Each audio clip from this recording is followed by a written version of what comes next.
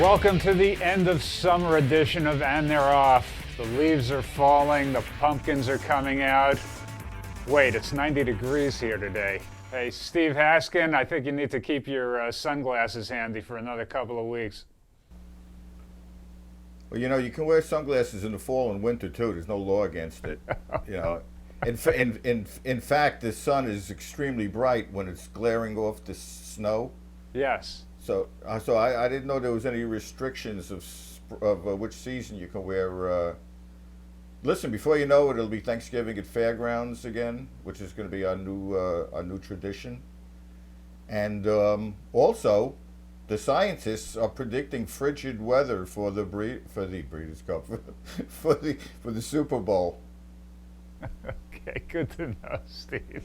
Let's get back to summer. Let's get back to summer for a second. The summer meets at Del Mar and Saratoga are over, and I'd like to speak about Saratoga, where Steve and I both spent some time this summer. I didn't mind it when they went to six weeks of racing to prolong a good thing. I don't mind them racing 6 days a week. But this idea of the last couple of years of running 11 and 12 races, not only on weekends but on weekdays, is over the top. This is supposed to be a quality meet, not a cash cow to be milked until the cow is dry.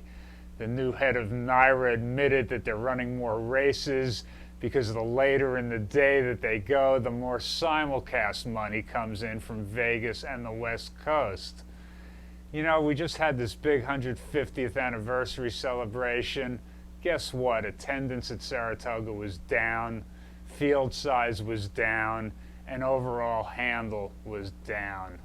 I was at a weekday card late in the season that wouldn't have been out of place at Aqueduct in January. It was embarrassing. And if this is the way the new NYRA operates, to grab every last dime with the quality of racing be damned, it's not going to be long before they do kill the golden goose. And also, these races late in the day messes with Steve's dinner schedule, right? Hell no. Nothing messes with my dinner schedule. When it's time for dinner, I leave. We head straight to the restaurant. Unless it's Travers Day when they have 14 races and I have to stick around for interviews or so. But Saratoga's about dinner. Racing is secondary. Listen, you have to learn that when you have a great product, never ever dilute it.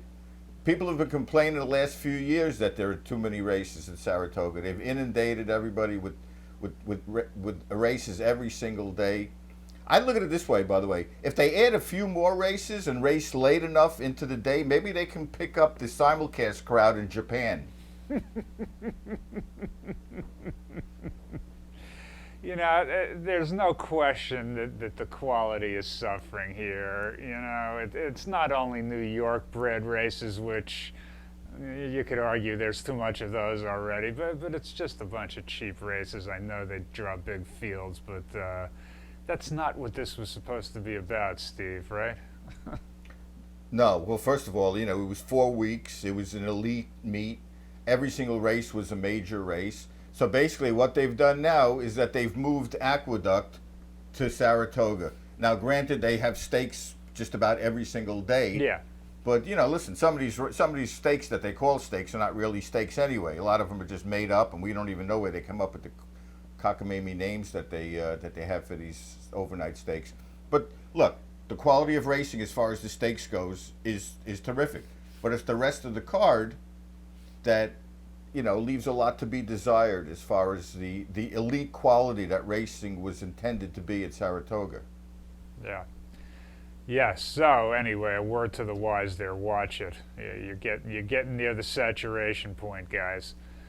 All right. Breeders' Cup quietly released a statement late on a Friday afternoon, which is when you release something you don't want anyone to see, saying that while it still believes in racing Salix free, it's decided to cave in on the issue and allow Salix in all Breeders' Cup races beginning next year. Now, this release didn't come out and say that directly, but that was its meaning when you got past all the hand-wringing and the blaming of a lot of other organizations. But not to worry, Breeders' Cup is going to collect data from the 8 whole races total last year and this year that went Salix free. I'm sure that extensive data will convince everyone on the other side, being as exhaustive a study as it will be. Steve, on another front, the Breeders' Cup has changed the name of the Ladies Classic back to the Distaff, making us here very proud that we never stopped calling it the Distaff in the first place. Well, listen, I'm very proud of the Breeders' Cup for listening to people and admitting that they made a silly mistake in the first place. Now, here's a question for you. Ponder this one. If Royal Delta wins the Distaff, does that mean that she's won 3 consecutive Distaffs? Or has she won 2 Ladies Classics and a Distaff? And if for some reason she should win the Classic next year, will she become the first horse to win 3 separate Breeders' Cup races? There's a question for you. Look, the point I'm trying to make is that this change should be retroactive. Basically, what you should do is take the term Ladies Classic and get rid of it, eliminate it, obliterate it from the history books. Okay, it never existed. Otherwise, you're going to make things a lot more complicated when you have to start switching names for a few years. Did this filly win that? Did this filly win this? What's the Ladies Classic? What's the Distaff? So all Ladies Classic winners are hereby regarded as winners of the Distaff. How about the Chandelier winners, Steve? Oh my God! Please don't even. A whole nother can of worms. All right. Yeah, Santa Anita would be interesting to see what the heck they're going to do. Not only with these new cockamamie names from last year, but also if they pick up any of the Hollywood Park races in the coming year. What's going to happen with those babies? So keep tuned in for that. Steve, the current crop, and it is a small one of about 30 horses, represents the last 2-year-olds by AP Indy, meaning, among other things, that I'm in for a long bout of depression. However, at Saratoga, a couple of those youngins did the old man proud. A horse named Commissioner won a 1.125 mile maiden race up there in just his 2nd career start. We've talked to Windstar Farms. He's going to be put away until the races get longer next year, and we'll see him again. And then Honor Code, who's owned by Lane's End and Delridge Farm. If you haven't seen his race from August 31st, go check it out. He made up about 25 lengths going 7 furlongs, in the process getting my blood pumping rather quickly. We talked to trainer Shug McGahee. He's heading to either the Champagne or the Breeders' Futurity. So, Steve, I ask you, being the objective Yoda that you are, could we get the fairy tale ending here with AP Indy finally getting a Derby winner in his final crop? Breeders' Futurity? Are you mad? Are they mad? I mean, I don't know where you come up with Breeders' Futurity, but if it's mentioned in print, I don't get it. I don't see this horse running at Keeneland's Poly track. Let's put it that way. It certainly wouldn't if it was a Phipps horse, and I'm not sure that Shug McGahee's to be that crazy about running at Keeneland. So as of now, I'm considering this horse a possible for the Champagne. Look, just looking at this horse in the paddock, it was one of those jaw droppers. Just a big, strong, almost black colt with white markings on his leg and white on his face, and it's just absolutely spectacular looking horse. The only thing he has going against him is the hype. You know, I've already seen and heard the term Triple Crown winner mentioned already. So let's be realistic. Let's get him to beat winners first. Let's see how he does against stakes horses and in graded stakes company. And on a dry track. And on a dry track. And also showing some tactical speed, because you can't rely on coming from 25 lengths out of it every race. So let's see all those things, and then we can get excited, because this horse does look like he could be something special for him to do what he did. But everything about him, and if you watch it, I don't know how many times you've watched the race, so that's a silly question, But just watch the stride and the power of this horse when he comes through. I mean, it's just absolutely amazing the way this horse is striding out and his extension of his stride. So maybe he is the real deal. Maybe he's certainly worth getting excited about. Yeah, when he makes that left-hand turn out of traffic back toward the rail there inside the about the. Oh yeah. Oh wow! I mean that was some acceleration there. So okay. I know. Cautious optimism then, as usual. Always best to be cautious in your optimism in this Yes, sport. especially with these animals. Steve, Departing, a horse you've liked all year, is now winning races with regularity. He didn't show a lot in the Preakness, but most recently he absolutely made a shambles of the Super Derby. He is a horse that looks like he's got some blue sky in front of him, some room for improvement. Could he be a shooter that makes some noise coming up to the Breeders' Cup Classic?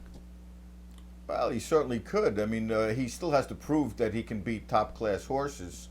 So they have to decide what they want to do now. Do they want to keep him with 3-year-olds and try for one of the lesser derbies again, or do they want to see what they have right now before tackling the Classic, as a 3-year-old?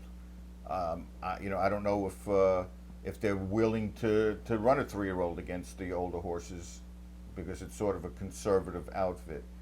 But it'll be interesting to see what he does. And a race like the Awesome Again might be an interesting spot, just to see how he fares against those horses, because I just think there's a good chance Game On Dude is not going to run in there. So it might be a field of older horses that he can handle, or at least show something. But if he winds up winning one of the lesser derbies, we still won't know what he's going to be like going into the Breeders' Cup. What I've always loved about this horse is his stride. I mean, he has a beautiful, smooth stride to him. He's got the pedigree. He's got the connections. And it'll be interesting. We know one thing for sure. He's going to be a terrific 4-year-old. And let's not forget that this horse grew up in the same field as Orb. So that could make for another interesting reunion as we had in the Preakness. And you mentioned the Preakness. I'm going to sort of throw that race out, because he was down on the rail the whole race, and that was the worst part of the track by far. So I was expecting him to run a lot better, but I will forgive him for that race, and he's run well since, but he does need to beat better horses. Yeah, he grew up at Claiborne Farm, great partnership between them and Adele Dilschneider, and is trained by our buddy Al Stahl Jr., so good luck to all the connections with Departing. Well, they had like about 8 or 9 horses in that one field, and he and Orb were 2 of those 8 or 9 horses. So they know each other. Let's put it that way. A good field. Yeah. Better than the fields at Saratoga. All right, the Woodstock of the horse racing set is going on now right here in Lexington. Steve, I know you're about to drive right out here for it. It's the Keeneland September yearling sale. We've been out on the grounds, and the traffic is very brisk. A lot of people looking at a lot of horses. The bidding on day one was pretty good. Prices were good, solid average and median, so the sale's off to a good start. This is the biggest sale in the world, folks, and it really sets the psyche meter for the industry over the course of the year. So if you're in the area, come on out. Bid on a horse, maybe buy 1 or 2. I know Adam's going to want to do that. So yeah, go out and buy a Malibu Moon or a Warfront. 2 stallions, by the way, that you could have bought their yearlings for $20,000 a few years ago. So it just shows you how fickle the buyers are in this sport. Well, you have to find the next hot one before he gets hot, Steve. That's the whole game. Well, yeah, exactly. That's the whole thing. I mean, both those horses, nobody regarded them. Everybody was saying, "Oh, Claiborne Farm's got a bunch of lousy stallions. They don't have the same kind of stallions anymore." Now all of a sudden, they got the hottest stallion in the country, in Warfront, who's all over the place now, and they've got Blame coming up now. So all of a sudden, you got a resurgence of Claiborne Farm, which is great. All right, we want to thank our viewers. We want to thank our sponsor, Darby Dan Farm. And speaking of Darby Dan, they had a filly named Recepta who won beautifully the day before closing day at Saratoga. It looks like they got another real good filly on their hands, so we wish John Phillips and his team the best with Recepta. Jimmy Toner. We will be back with you September 25th with our next, and they're off right before the Jockey Club Gold Cup and all of those big races. Steve, we will see you back here then. Okay, I will see you. Take care, everyone. It was great seeing you at Saratoga, as usual. Same here. All right, bye-bye, everybody. Bye-bye.